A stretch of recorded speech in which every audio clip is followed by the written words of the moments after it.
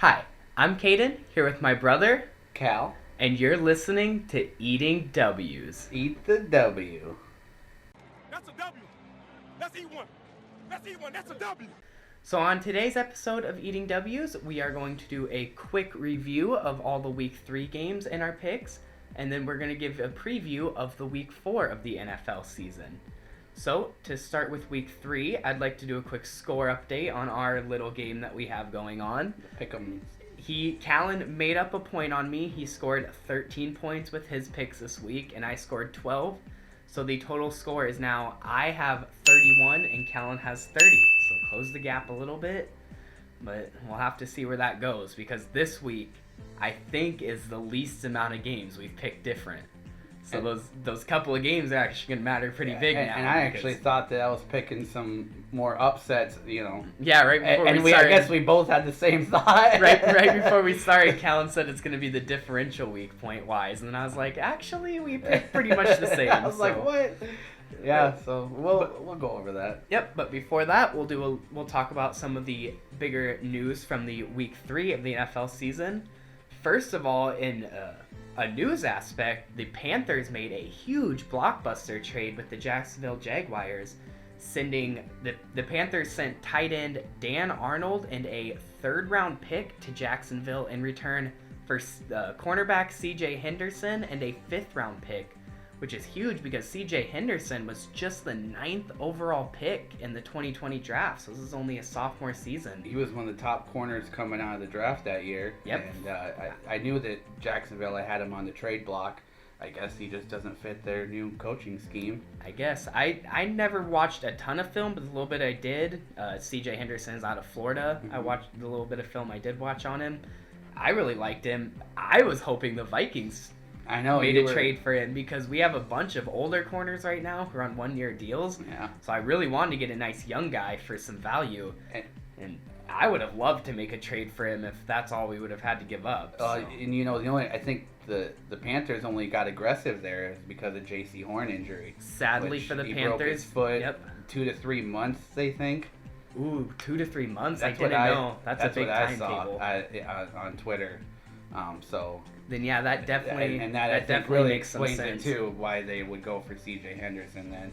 Well, it was a tough loss for them. The emergence of Tommy Tremble also made Dan Arnold expendable. Yep, Tommy Tremble, rookie this year out of Notre Dame. Matt Rule really likes him. Mm-hmm. He's talked about him a few times. I think that's a huge reason. Well, though they lost J.C. Horn in the game, they did win the game against the Texans on Thursday Night Football. So Sam Darnold, for I think the first time ever, has won 3 games in a row. Yep. Or in his NFL career at least. So that's good for him. He doubled his career win total. Pretty sure. Pretty much. I don't know about that, but it's probably not too far off. I do. This is probably about the most games he's won in a season. So. I think so. He's matched his career win total the first season. No, Granted, he's gonna. I think, you had said it, and I kind of agree too. We thought Darnold would be really good with the Panthers this year. And I was all in on Darnold It's looking like that's going to be true. I drafted him on our fantasy league and everything. Mm-hmm. I've been all in on Darnold. Moving past that, in some more news, the Chiefs signed wide receiver Josh Gordon to their practice squad. Of course, Josh Gordon has had a lot of trouble with a certain substance in the past, but he likes his vitamins. He likes his vitamins. And is this a reach of desperateness for the Chiefs? Are they looking for possibly 1-2 record? Man, you got Tyreek, Kelsey, and eventually Josh Gordon, because they already said so he's starting on the practice squad. Yeah, and they're just keeping him there until he gets up to speed.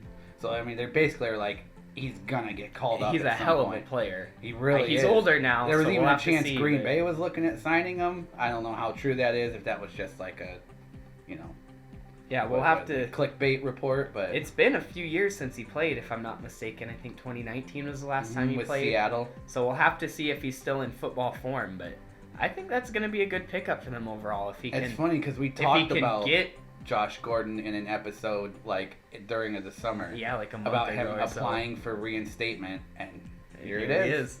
He's in the league now. He's back now. If he can get to a point where he's actually playing, he's still in football form, and he can actually stay in the league, That's going to be and a he'll scary. be on a winning team.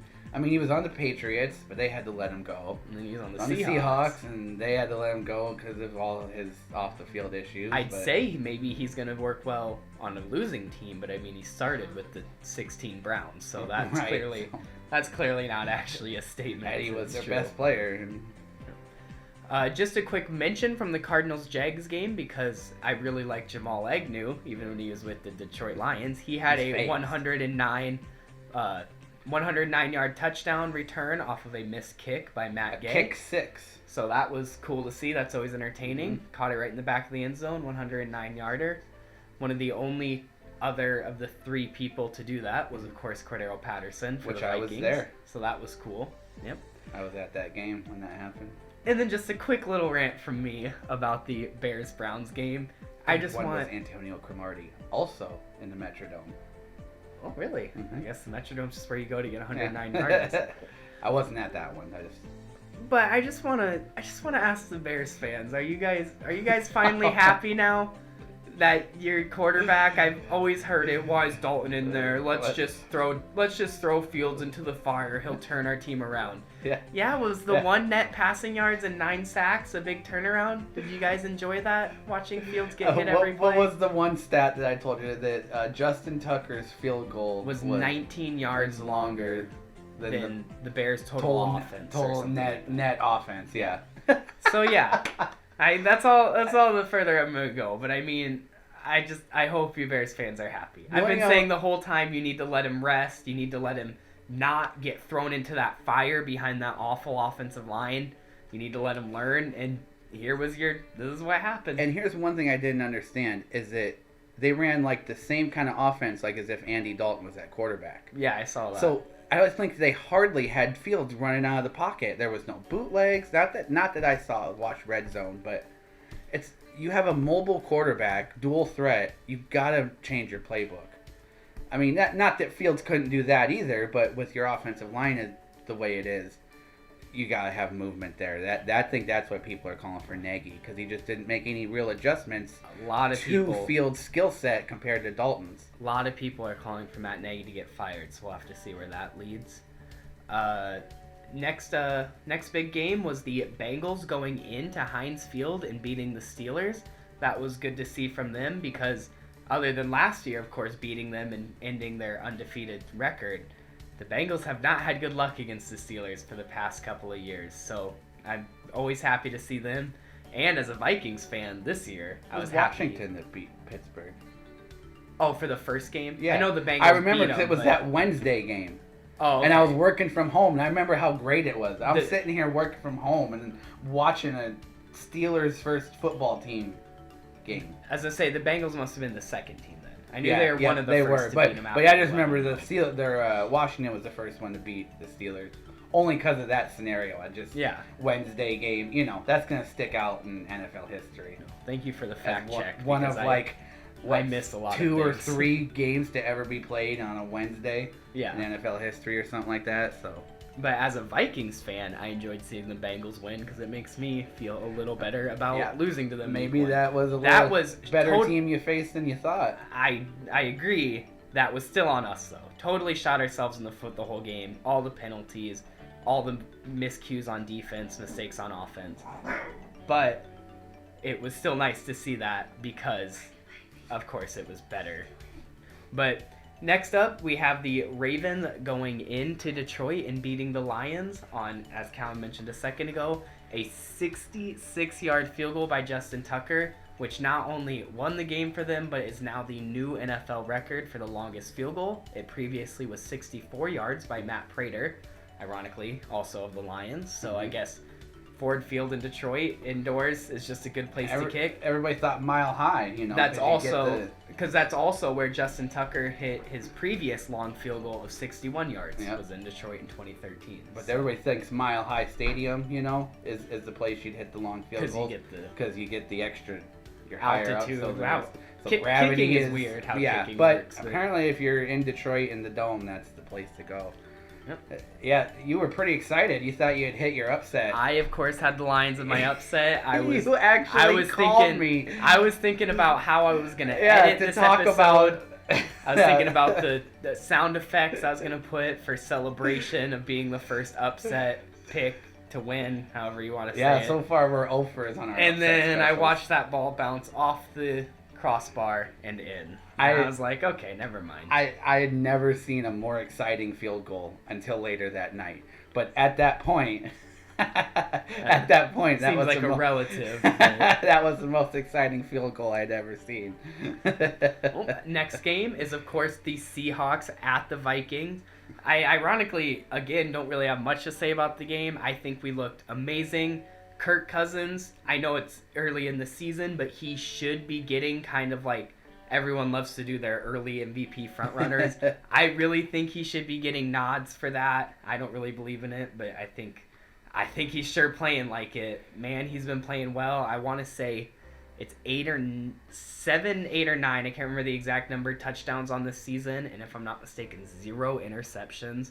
So, man, he is balling out. Justin Jefferson, as I mentioned, is a week 3. He's a week 3 beast. It takes him 2 weeks to warm up. He had 9 catches, 118 yards, I believe, and a nice touchdown. Mm-hmm. So overall, we just played well. Our defense was getting toasted in the first half, but really got it together and locked them down in the second half, which is, of course, one of the positives of having a defensive-minded head coach. Is that he can make those halftime too adjustments. Young and inexperienced right now. I'm not overly excited about this win because I really think overall Seattle doesn't have an amazing team. But a win's a win, man. Mm-hmm. First game at US Bank since 2019, so that was awesome. The fans were so loud. There. Our real test is coming up next week. We got Cleveland at US Bank next week. That's gonna be our make or break. This that's Kevin Stefanski return game. Kevin Stefanski return game, correct. So I'm really excited for that one. Callan, I will let you talk a little bit about the Packers game. The Packers game, well, that was pretty exciting. Started out 17-0, and then let them back in a little bit. They put in Trey Lance, and it was giving me shades of Colin Kaepernick running on us. Looked just like it. I was like, oh God, don't do that the whole game. It's happening again. Yeah, and I was like, luckily they didn't. I was like, if they could just do that the whole game. I don't think they realized that they could have. But so they let it back in. We made it exciting, and Jimmy G, I give him credit, man. He showed it in a clutch performance. I know he hasn't always been clutch. That's kind of his knock, but he went down. He went ahead. He left Rodgers 37 seconds and no timeouts. I mean, even I was kind of like, man, I just don't know if that's even enough time. But luckily, the Niners decided they wanted to prevent themselves from winning and went into the prevent defense. My grandpa used to always say he hated the prevent defense. He said, I hate the prevent defense. It just prevents you from winning. Because you get you guys in too many deep zones, it just leaves big holes in the middle of the field that they left Devontae Adams one-on-one with some corner. He was on Fred Warner went deep on the first play. Yeah, and on that second. Oh, and then second play, yeah. I can't believe he caught that one. But as soon as I saw only one guy lined up on Devontae, I automatically thought, "What are you guys caught doing?" it and just immediately went down. That Which was so smart. Yep. Man. That I love seeing that, and it left 3 seconds for Crosby to try a 51-yarder, and man, he hit it. And I think that this might be I know it's early, but this kind of reminds me a little bit in the sense of the momentum of when Favre came to the Vikings and he won against the Niners with that Hail Mary, and how that kind of really turned the momentum of the team and really got everybody everybody bought in, it was like, okay, we can do this, and, this is going to work. That kind of felt like this moment a little bit. Yeah. I don't know, maybe, but it feels like if we had lost, it would have been very disheartening and could have split the team, because there was always the rumors of Rodgers is uninterested, which he came on the McAfee show and totally disproved, but you can see that statement on that if you want to check that out. He had quite the response to that comment. He did not like it. I just can't decide if the Niners are a good team or not. I'm so confused. I think they are. The defense is good. My real knock. The defense is definitely good. My real knock on the Packers and Aaron Rodgers at this point is just the way he looks. He's got to cut the hair, dude. No, did you see McAfee? He's growing it out for this year's Halloween costume. He's had a Halloween costume planned out for over a year. Happens to be that I think Halloween is on a Sunday this year, Well, so I don't know. He must be showing up to the game like it. November 1st, it needs to be gone. We'll see. I have an idea though on who it is that he's trying to be. What are you thinking? The dude, Oh, the Big Lebowski. The Big Lebowski. He loves the Big Lebowski. In fact, this is an 8-bit shirt of the Big Lebowski. Jeff Bridges, one of my favorite movies of all time. But the jacket that he wears, Yeah. Rogers has one. Oh, then that's definitely Right. So I really think that was sense. who I put my money on. It is. But so yeah, the dude, Aaron Rodgers himself, went down. And got Crosby in position. Did you see him when? It's funny. Did you see the video of him celebrating? So he's like this, and it's funny because this is how I watched it too. I watched it like this, and he's like this. Crosby kicks it, and he jumps up, and it's like, man, we had the same celebration. We both were crouched down like that in a catcher's stance. Well, I guess the dude did in fact imbibe. He did. So moving from review to preview. For NFL Week 4, the first game we have slated for Thursday night is... And we hit the Cowboys, who obliterated the Eagles. Oh, yeah, that was pretty obvious. Yeah. I literally did the scoring Monday morning. Like, I scored that we both got the Cowboys right. 'Cause it was just... And that game just started out pretty wild, though. There was back-to-back challenges. Fletcher Cox got the scoop and score in the end zone. I didn't get to watch it. I only saw the first quarter. That was all I needed to see. I was like, well, that was exciting. Definitely got away from him after the first quarter. Yeah. But the Thursday night game for Week 4 is the Jags going to the Bengals. Not really much to say. Cal and I both have the Bengals. The Bengals look pretty good. The Jags don't look good. The Bengals do look good. I thought that Jacksonville's best chance to win was beating Arizona, which I know sounds weird because Arizona's a pretty high-powered offense, but coaching-wise, I felt like Urban Meyer maybe had that advantage, and it still doesn't look like it's quite put together down there yet. Yeah, I don't see the Jags going very far, and going into Cincy, I think it's just too favored against them. Next up, we have the Titans going to New York to face the Jets. Cal and I, again, not much to talk about with this one. Cal and I both picked the Titans, and I actually picked the Titans as my lock for this game. I'm just pretty much going to pick whoever's facing the Jets as my lock. Until they can show that they can put together a full 4 quarters, and then it just seems like the Jets are still the Jets. Even though they got shut out, I know this sounds funny, but I think they looked a little better against the Broncos. I think C.J. Mosley made some plays. Zach Wilson still had 2 picks, but that's better than 4. That was a really good pass rush, and I think he, if I'm not mistaken, had less sacks than he had last week also. So, I really like the Jets. I like Saleh. They were way I like some of their overmatched in that defensive one. players. I really like Zach Wilson, of course. I want the best for them, but it's just hard. It's hard to... Until Zach Wilson looks like he did at BYU, he's Kyle Wilson. I don't know why I keep calling him Kyle Wilson. Callan does call him Kyle Wilson. I feel like it's a Chris Paul, Cliff Paul thing. Like they got something there if he ever really buds out. Like, yeah. Well, we both have the Titans. I have it as my lock. Next up, we got the Lions heading into Chicago to face the Bears. And in a kind of what I was surprised about, I thought you might have picked the Bears. Callan and I both picked the Lions. Mm-hmm. I think that after last week, I think they're going to go in and be, playing with some anger and, emotion. And the Bears' offensive line looks like they can't protect anyone. Not anything. So, and the Lions have much improved their defensive line. Not even just with players, but coaching styles-wise and motivation-wise. You can tell that defense was playing with more energy. I saw it in the first half against Green Bay. And, obviously, we pulled away, but I thought the defense definitely looks better. Like you said, with the offensive line being so bad for Chicago, I wanted to say that key player to watch in that game is Romeo Cora. I believe this is his 2nd or 3rd season. I think he's been much improved, and I think he'll have himself a day against Justin Fields. But Fields? Is it Fields or Dalton?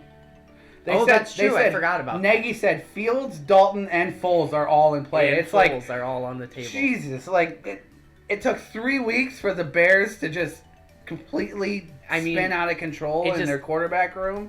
With their roster right now and that coaching Foles didn't even play. Why is he in contention? Because they're paying him $80 million to be third string? It doesn't matter who's behind center for me at this point. The rest of the team just isn't there enough to do anything. And what I was going to say is it's ironic considering they're an NFC North team, but man, I just love the Lions as a team. It's so hard not to with Dan Campbell. MCDC. Motor City Dan Campbell. Yeah, it's hard to not like them. When they're facing the Vikings, I'll not like them, especially if they finally decide to get their shit together and pull out a win, like they always try to do against the Vikings and Packers. Lions always play divisional games tough. I don't know what... They'll go and get blown out by other teams and then play all their divisional teams real close. I really thought they had the Ravens. Next up, we got the Colts going to Miami to face the Dolphins. Callan and I both picked the Dolphins, and Callan actually has his as his lock. I guarantee that Jacoby Brissett will be eating the W in his revenge game against the Colts, who just let him go for 2 sprains, Carson Wentz. I get the Phillip Rivers thing. Phillip Rivers is a Hall of Fame quarterback. I'll give him that. So the 1 year, give it a shot, and they kept Brissett for that. Yep. So then Rivers retires. I thought they should keep Brissett. I like Brissett. I think he's a smart quarterback. He's maybe not the most talented guy, but in terms of arm talent and all that. But I think he's football smart, and he's got good determination to win. He's got a little bit more mobility than you see in some quarterbacks. Seeing him when I watched put the Dolphins on his back and brought him back to a game that I kind of thought was done after the first quarter when they went up 14-0. First thing I noticed in that game is I didn't realize, but Jacoby Brissett is actually summoning the essence of Fitzmagic. He took number 14 after Fitzmagic left. I didn't know that. So I think that like I said, Brissett will go in and play and want to beat him and be like, you chose the wrong guy. And I don't get it. I really don't. I think they had him, and I like the pick. I also picked it, of course, so of course I like it. But I'm not guaranteed on it at all. I actually had some trouble. I think the Colts are, even with 2 sprains back there, hobbling around with his crutches. I think the Colts are just an amazing team overall. They're such a well-rounded roster. They are a really good team. It's just I picked the Dolphins, but I could see this flipping either way. I really could. It's in Miami, isn't it? It's in Miami, correct? Yeah. Yep. That's a huge determinant, too, yep. Playing outside, the Colts outside Lucas Oil Stadium. I don't know how. Yeah. I don't know, dome teams going outside, that's another one of those kind of like West Coast teams playing on the East Coast miss. Especially in that heat. Where dome, and especially, or vice versa, the team going up to a north in the cold. Yeah. I don't know. Football myths are so weather interesting. Weather's a huge weather thing. And stadiums, domes, how they play, where they play. Yeah. We showed that Green Bay doesn't play well in Jacksonville. We know that now reason. Because they did not do too well at all. Next up, we got the Browns heading to the Vikings for the Kevin Stefanski revenge game. Mm-hmm. I, of course, picked the Vikings, very committed fan, but in a huge surprise, Callan also picked the Vikings. It's at US Bank, which I think will be I've been in that stadium. That team feeds off of its crowd. Yep. Although I will say the loudest I've ever heard that stadium is when Jared Allen sacked Aaron Rodgers. I don't know why. I don't. Right. Well, that was the Metrodome. That was the dome. If Jared Allen that was the playing, dome. Yeah. And I was even there for the Cordero Patterson 109-yard return, and that was maybe right about. That's the 2 loudest times I've ever heard that stadium. Was those 2 times. So playing there will be very difficult. I don't know if Baker's ever played there. Has he? I don't think so. So, that'll be interesting to see. And I think the way the Vikings are playing offensively, and Justin Jefferson, the way that he's finally went off, and the offense looks good, and if the defense can just get a couple of Baker Mayfield mistakes, which playing on the home field, I think they can get them. I just think we're so perfectly matched up. I think Kevin Stefanski you're basically really the same. Play well. You're put together by the same. Coaching scheme style. We're going up against a huge running team with one of the best, well-rounded defensive ends in Danielle Hunter. Diesel Dalvin Tomlinson in the middle, Sheldon Richardson in the middle, who's a former Brown, Michael Pierce in the middle, who's been balling out when he gets reps this season, guys like Emerson Griffin and DJ Wanham coming off the other edge. I mean, Nick Vigil in the middle has really been proving himself as a good pickup. I have a question about this. So, Sheldon Richardson played for the Browns. Yes. He won Defensive Rookie of the Year with the Browns, I believe, if I'm not mistaken. So, maybe the Jets. How much does that matter and help when, like, you're playing an old team like that? Like, in terms of, like, knowing what they do or players that are still there, like, would he have does he have an upper hand on them, or does they have, because they've coached him and scouted him and had him and know his strengths and his weaknesses? I'd say the player probably has the bigger upper hand, but I don't really know. I don't think there's really a huge upper hand. He was with them way. last year, right? Yeah, I don't think there's really a huge upper hand either way, though, because I mean, he doesn't really know their offense. He might know their defensive. But offensive linemen that are still maybe knowing their tendencies or something like that. Yeah, like, I could see that helping. I think we're going to see a lot who he's played with and who is there, but just in general, things like that. Yeah, that's a good point. I think we're going to see a lot more of Dalvin Tomlinson and Michael Pierce than we see Sheldon Richardson, though. But overall, I think that defense is really... Michael Pierce played in Baltimore for a few years. Oh, so we're going to have the Ravens later. Yeah. And he's played the Browns a lot. So that's another thing, too, is he's done a lot of scouting and reports on the Browns. That's a good point. I didn't even think about that. But yeah, our team's just well matched up for them. I think that we're going to hit them with a really balanced offensive attack, especially if we have Dalvin Cook back, because their team is... The Browns' defense is just kind of so hit or miss. They, of course, have guys like Myles Garrett who are consistent, but then that secondary is always a little inconsistent. That linebacking core is a little inconsistent. The linebacking core, I feel, is their weakest point. So I think if we get a healthy Dalvin Cook back and we hit him with a healthy dose of run and then some play action and then even hit him with a little bit of 5-wide just to keep him guessing a little bit, because I think we have more than enough receiver talent and tight end talent to hit him with a 5-wide. So I think we're just too well matched up. It's in Minnesota.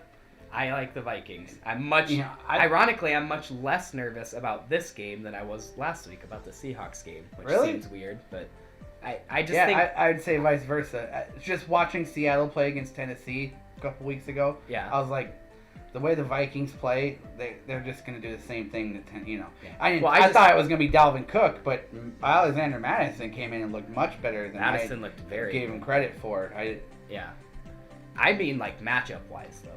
Like, I thought our defense was going to get really toasted by that offense, and it was just going to be a complete shootout in the Seahawks game, just whoever had the ball last. And I think this one, we have a much better matchup against the Browns. Mm-hmm. Next up, we have the Washington football team heading to Atlanta to take on the Falcons. This feels like another Giants-Falcons game. Yeah, two teams. Or maybe just any team that plays the Falcons this year. Two teams that really looked like they might have done something this year that just haven't. Yeah. Count and I both picked the football team in this one, but I could really see it going either way depending on how that defense plays. I could too, because I thought that they were going to mail it in against New York, and both teams tried to do everything they could to lose that game. It's like that episode of South Park when they were playing Little League Baseball.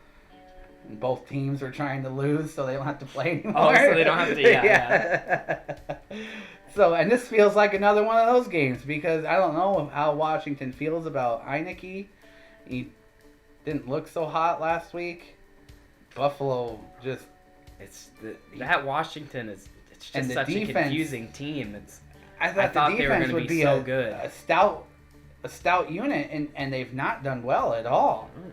Not even just against the Bills. They got toasted by Danny Dimes, too. Mm-hmm. It's like they had to barely pull out a win, just as Atlanta did. So... Yeah, like I said, we both have Washington this one, but I think we're both... No, it's in Atlanta. Oh. But I think that... it's just a coin flip. For me, it was really close. So, moving on. Next up, we got the Texans and DM3 heading to Buffalo to take on the Bills. I really like Poor DM3. DM3. Cal really likes DM3. I like to root for underdogs, so the Texans, I want them to do at least decent this season. But Cal and I both have the Bills. It's pretty obvious they on look that like one. they really are starting to gel, especially last week, as we were just mentioning. The NFL has actually started an investigation into how in the hell Pittsburgh beat the Bills in Buffalo Week 1.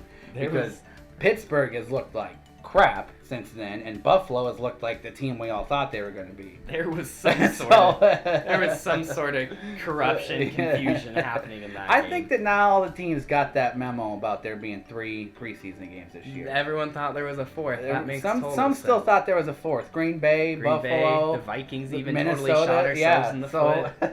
Yeah, so pretty easy on that one, I think. Yeah. Next up, we got the Giants heading to New Orleans to take on the Saints. I don't think it's actually in New Orleans, though, if I'm not mistaken. Is this the first game back in the Superdome? Oh, I thought it was at the Giants Stadium. No. At least the website I was looking at said it was in New Orleans. Well, at the Saints. I don't know if it's in New Orleans. I don't think so. And I think is it Jacksonville? Is Jacksonville at home? Must be. Week? No, they're at Cincinnati. So I wonder if it's Jacksonville again. I don't know.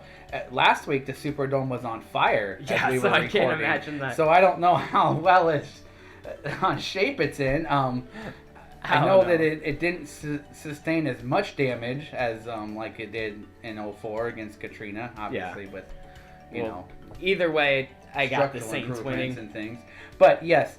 Regardless, whether they play in New Orleans or New York or they can go Alaska, play in New York and I'll still have the Saints on an Army so. base. It's.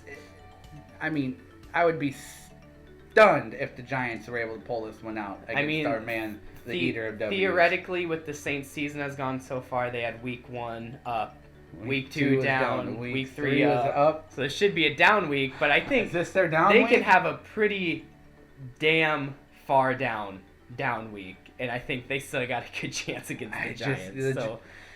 Daniel Jones doesn't. It looks like he's hit his ceiling. I don't know. Yeah. I think well, I mean, he came out of Duke. If you're playing anything other than good basketball coaching at around Duke, him. No, what are you doing? Their coach was the quarterback coach for Peyton Manning in college.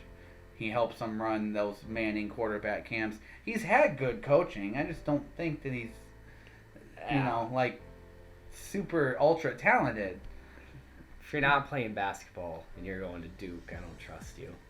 It's a weird. Right. I mean, it's a weird. Now the basketball team isn't even that good. That's a whole. Well, that's because Krzyzewski's retiring. Yeah. They're gonna be on a rebuild. That's like 60 years in the making. So. But nevertheless, I put full heart and trust into the eater of W's. I think so. Yeah, the Saints are just a all-around better team, I believe. Agreed. Next up, we got the Chiefs heading to the City of Brotherly Love to face the Eagles. And this is our first split of this week. A little bit of the shocker. Callan picked the Eagles. Callan, why did you pick the Eagles? Because Andy Reid has a soft spot for the Eagles. He feels bad for them. And he will let them win. Oh, wow. That's a reach. I, on the other hand, that is my theory. That's about the only. Because the way Philly looked last night. I didn't mean to cut you off there, but I knew that there was no other reasoning, so I knew you were done talking. That isn't even all that much of a joke. Yeah. I really believe that it's just Andy Reid has just this. Just a sympathy thing. And he'll be back in Philly. Yeah. He knows that he'll be all right with Mahomes. He might be in a hospital in Philly by the end of the game. Well, yeah, that's true. They might have a better chance if he's not there. And you got Bieniemy calling the plays for because real. They won't have that emotional connection. We'll have a heart attack happening. I got the Chiefs in this one because last week I said bad teams never lose twice in a row. And then Callan jokingly said they are a bad team and they will lose twice in a row because he picked the Chargers. And then they did. I don't think they're at that. I see where your statement, I understand that, but that was two good teams, though. The joke ended up being the reality.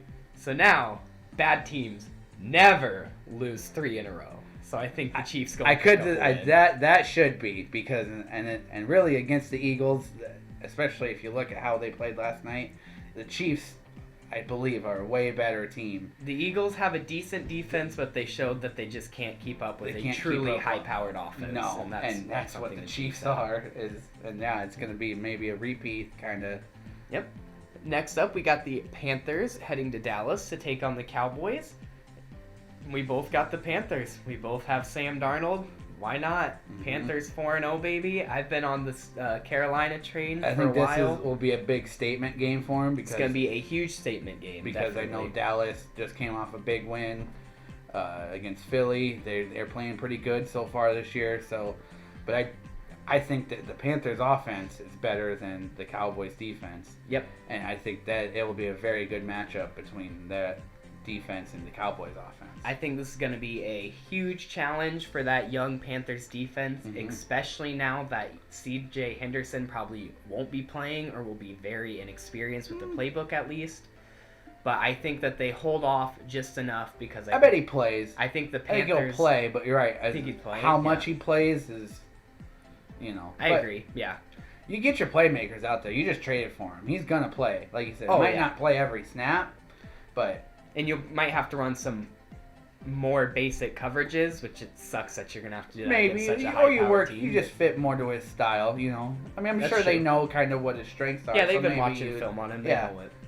I'm sure teams don't just usually acquire players just like quick. We need we're gonna do this one today. We need a corner. Pick a name out of the hat. Yeah. Each team has 1,000 scouts. You wouldn't even believe. There's so many crazy. How so many guys that don't get any recognition that the scout NFL players that are available, free agents, college free agents. The deep roots of those teams. It goes real deep. But as you said a minute ago, I think that the Panthers offense is far ahead of the Cowboys defense. I think it's going to be a huge shootout. Makes me a tad nervous that it's in Dallas, but overall, I think the Panthers win it. I think so too. I will say one thing though. You had shouted out their defensive tackle, Osa Odezegawa, and the Cowboys. Yeah, and he had 2 sacks last night. So he's good. He's good. You're over here scouting. Yeah, you know what I mean. Panthers also have a rookie defensive tackle, Iowa boy, Davion Nixon. That's right. They do have Davion Nixon. I don't know how many snaps he got, but I know in one of the snaps he got a roughing the passer for going low. So that was fun. But next up, we have the Seahawks heading to San Francisco to take on the 49ers. And as I mentioned earlier, I can't tell if the 49ers are a good team or not. So I actually took the Seahawks in this one. I don't know if that's an upset. I don't know what that spread looks like. The divisional game, I think the spread was like 3.5 early, but that's early. I bet it changes throughout the week. And this is the second one we are split on because Callan has the Niners. Hey, I just watched the Niners play, maybe not 4 complete quarters, but the ones that they did put together, they look pretty good. That defense is young. I know they tried to sign Josh Norman to be like a veteran presence, and he got hurt. But Jimmy G, again, I'll give him credit. He was clutch this time. He wasn't so clutch in the Super Bowl, but he came back from a bad start and put it together. Gave him the lead on a where 9 times out of 10 you win that game. Yep. And I think that the Seattle's defense, I was saying, just isn't quite what it once was. The offense, besides big plays, doesn't seem to do too well. It seems like they got to get big plays and build leads to really, get the momentum going. So I just think San Francisco's a better all-around team. Not a lot, but by a little. Yep. So that'll really be some proof in that NFC West. Speaking of the NFC West, next that'd matchup be a battle, I think, for last place. Yeah, because Cardinals and Rams are both 3-0. Mm-hmm. Who are our next matchup? Cardinals are heading to Los Angeles to take on the Rams. First place.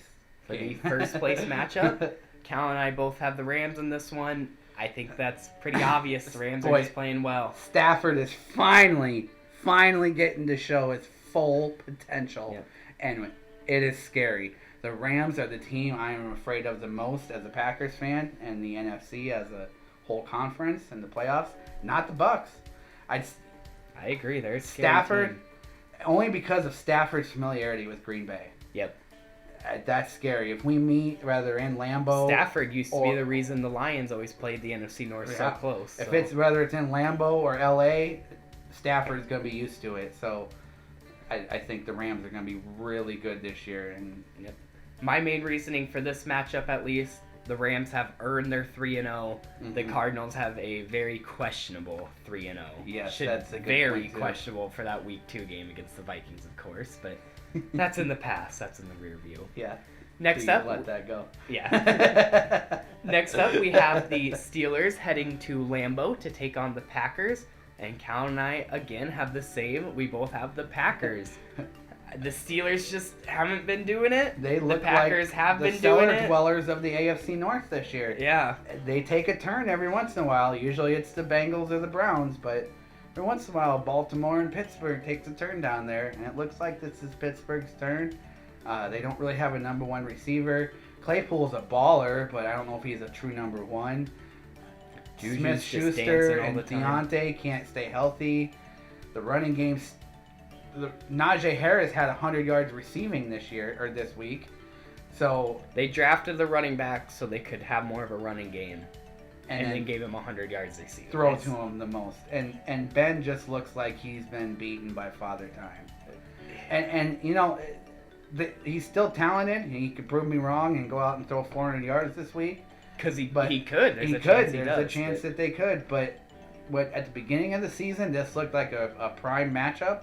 And now this is looking like it might be a matchup of two teams heading in different directions. And I think it'll show. It's in Lambeau, I'm pretty sure. Yep, it is in Green Bay. So the Steelers are just too questionable for me. Mm-hmm.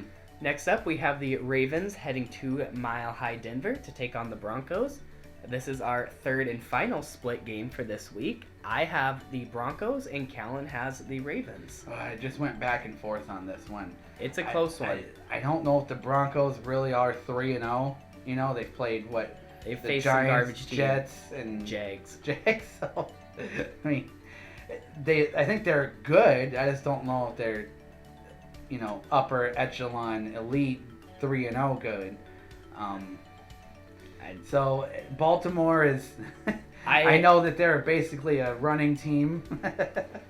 I agree. It's pretty well a toss-up, but I mean, I watched the Lions almost beat the Ravens. I watched almost all of that game. I think the Broncos are better than the Lions. Like, I would pick the Broncos over the Lions, so in that, I would pick the Broncos over the Ravens. Kind of how I got there. The only thing, I really Baltimore's like that a defense. really well-coached team, and I of course have a soft spot in my heart for Teddy Two Gloves. Two. So I picked the Broncos. The other thing, KJ Hamler tore his ACL.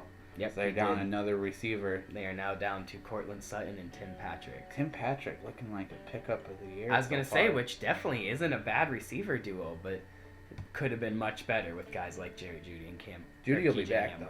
Yep, he'll be back 2 or 3 weeks out, I think. Next up, we got the Bucs heading to New England. And in a funny turn of events, Cal and I not only both picked the Pats, but both picked it as our upset. This is the first time this year I've picked the Patriots to win, so that was a little different, but Belichick's mad, man. He's had this circled for a while. I just think Belichick's going to think something up. He's going to get some sort of fire lit behind Mac Jones' ass. I just see the Pats pulling this game out because why not? It so perfectly fit the crazy storyboard for this season. Oh, man. Exactly. I think Belichick just... He knows he has to beat Brady. He knows he has to at least have a victory against him. I noticed there was something interesting about his press conference after the game, Belichick's. I don't know if you remember a few years back when they were like, we're on to Cincinnati, and they were asking him, they got blown out by someone, I can't remember. They were asking him about it, and he's like, we're not going to focus on this. We're on to Cincinnati. So someone asked him about, like, are you thinking about next week? Are you on to New England, or on to Tampa Bay? And he goes, we're going to focus on New Orleans right now, review this film, and make a plan then for next week. I thought it was weird that he didn't go with we're going to focus on this loss. I don't know. He just what's the point? He went the other way with it, which is a Belichick thing. But everyone knows. How would he not? Right, but I believe that part of the reason that the Patriots looked so bad last week is because they didn't even look about this game. He's had this game circled since Brady threw that Lombardi trophy over that river, whatever the hell they were on. Like, he's been thinking about that this was on for the so ocean. long. He's been thinking about this for so long. Mm-hmm. And Belichick is. I'll give him credit. He's one of, if not the greatest coach of all time. I think even without Brady, just because with his past, with the Browns, with the Giants, in the '80s, A little bit of an unpopular opinion. I still think Belichick was much more important to that New England dynasty than Brady was, but that's arguable. It could go either way. At least early on, especially, obviously. Yeah. When he was a rookie well, not quite a rookie, but early in his career. Early years of Brady, yes. Final game of this week is the Monday night game, which is the Las Vegas Raiders heading to Los Angeles to take on the Chargers. And again, in a little bit of an upset, I feel like at this point. Cal and I both took the Raiders. I know it doesn't really. Another one I couldn't decide. Record-wise, it's not an upset, but I feel like after beating the Chiefs and the Raiders playing it so close with the Dolphins, I feel like it's a little bit of an upset being in Los Angeles. So like the Raiders beat Pittsburgh and Baltimore, which looking at their season ago, maybe those aren't as good of wins as once thought, and so maybe I don't know. That's, again, like you just said, that's a toss-up for me, too. I like Derek Carr. I think he's a good player. The Raiders are the first team ever to go 3-0 by beating 3 teams with 10 or more wins the previous season. So that's, I know every season, every year is different, but to have it beaten 3 teams who had just come off 10-plus win seasons, they gotta have some good pieces there. So yep. Happy Gruden is a funny Gruden, so I like watching him. Get some wins. John Gruden is very entertaining. He is one of my favorite coaches to watch. Yep. So there was our Week 4 preview. Our picks. Knock on wood if you're with me. Huh? You didn't watch Hard Knocks with the Raiders? I never watched Hard Knocks. Oh, that was the only one I watched. I'm not a huge fan of Hard Knocks. That was the one though where they had Incognito and Vontez Perfect and Antonio Brown. That was the most entertaining one. And Gruden, who did that. So that was his big thing. As like a team building, he'd make a statement. He'd be like, knock on wood if you're with me. And he'd make everyone go. So that was a big thing coming off of that. Knock on wood if you're with me. Sounds like such a John Gruden thing to do. I'm not surprised at all. You never explained the YouTube thing or what we're doing. I know, that's what I was about to do. Oh, okay. Before we do the outro here, I would just like to mention about the YouTube channel. We did put a video up on the YouTube channel. Mm-hmm. Sadly, I had some problems getting the video from the camera I use, which is my phone, to my laptop to edit it. I'm hoping I figured out how to fix that. I think I know what the problem was, so hopefully this week we can actually get some video with us in it. If not, I should definitely have it by next week. I can't imagine that I go a whole nother week without it. I should be good. But if you want to check it out, I have some fancy edits on there. I'm pretty good at editing videos. Yep, so the I video's up with on there. Some images and some images that are up, stuff. So. Tried to keep it as entertaining as possible, change it up a little bit. So if not this week, definitely next week we should have some video up there, and we will be posting this as well. Mm-hmm. Our YouTube channel is just called Eating W's, EATING space W, capital W, apostrophe S. So it's should be pretty easy to find. But thank you all so much for listening or watching now. Subscribe now. Yeah, don't forget to YouTube subscribe. Channel. Like the videos. Mm-hmm. If you ever want to leave a comment, now we can actually see the comments, unlike when it was just the podcast. So that would be cool. Which will we have the podcast also still on Spotify? For now, I'm going to keep putting them both up, but as I learn how to use the YouTube and get video on, I'll probably kind of phase out the podcast and more just do the YouTube. But for now, yes, it should be up on both. Okay. So thank you all so much for listening or watching. And until next week, do not forget to eat the W.